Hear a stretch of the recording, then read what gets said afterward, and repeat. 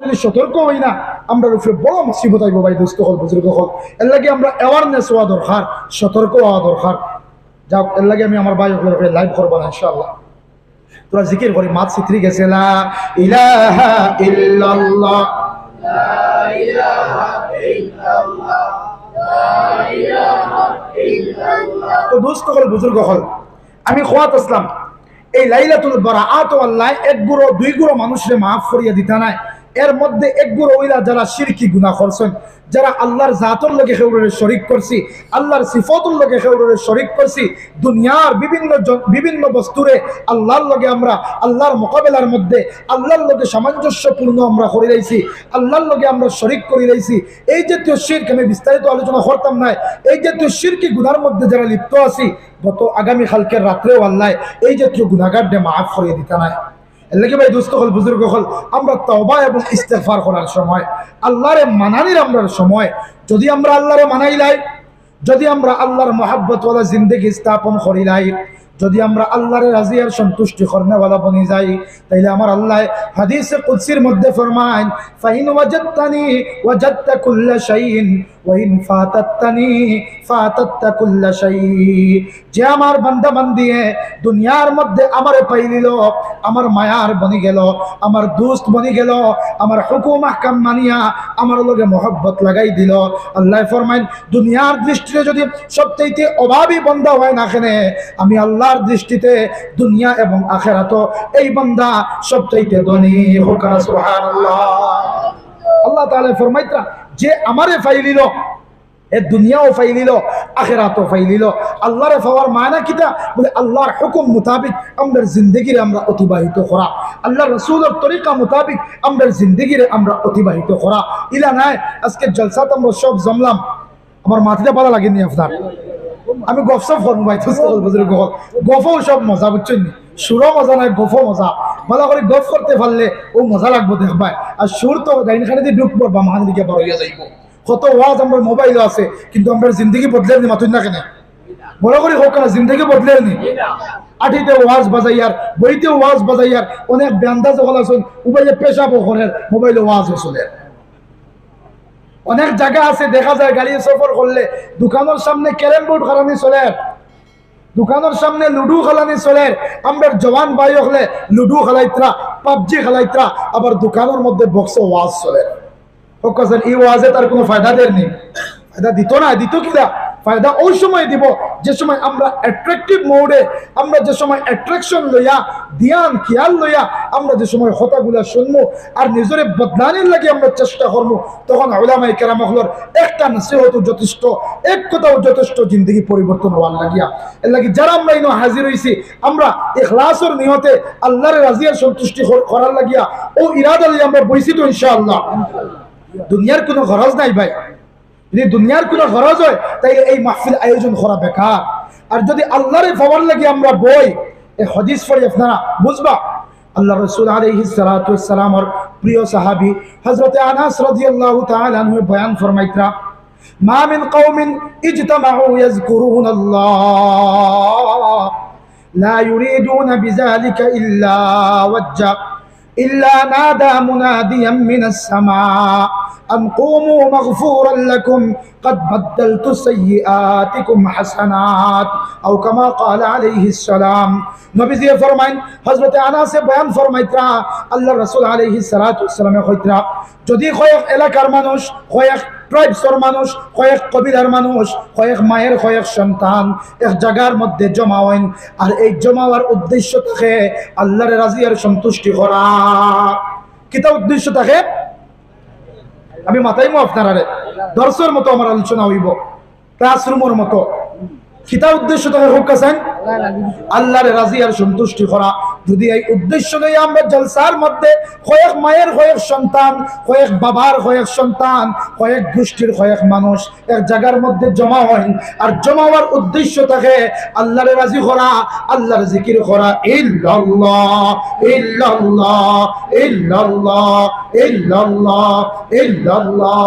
ইল্লাল্লাহ ইল্লাল্লাহ ইল্লাল্লাহ ইল্লাল্লাহ। যদি আল্লাহর জিকির করার উদ্দেশ্য থাকে,